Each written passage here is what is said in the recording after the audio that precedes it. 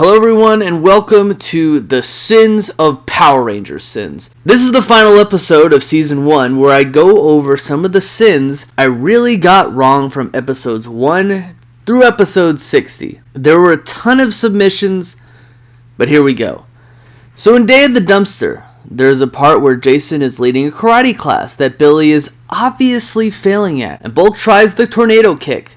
I claim that Bulk landed on the linoleum floor, but he's actually landed on the mat. Does it make the whole aspect of people laughing at him less bad? No, but I was still wrong about the surface that he landed on. Also in the same scene, Jason says the word Junbi to refer to how his students should be at a ready stance. And I made a joke asking if he actually said Jim Bean. Thank you to Solid Snake 0621 for that submission.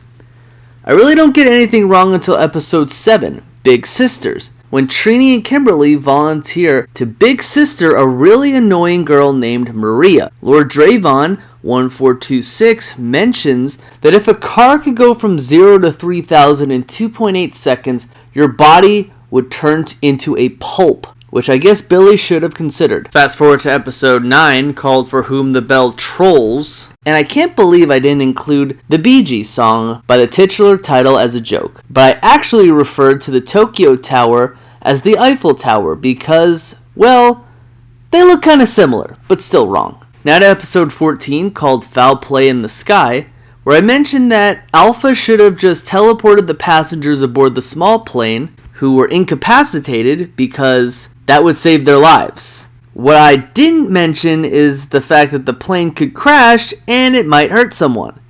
However, unlikely because it was flying over the mountains. But later in the series, it is where the Rangers fight like a quarter of their battles. Thanks, Ryan Stauffer 119.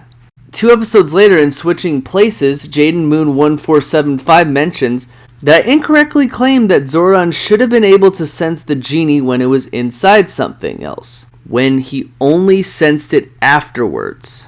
Solid Snake 0621 makes a comeback in the final episode of the Green with Evil miniseries called Breaking the Spell, as he corrects me when I said that the inhabitants of the youth center were watching Goldar smash the city like they are in absolutely no danger when they weren't.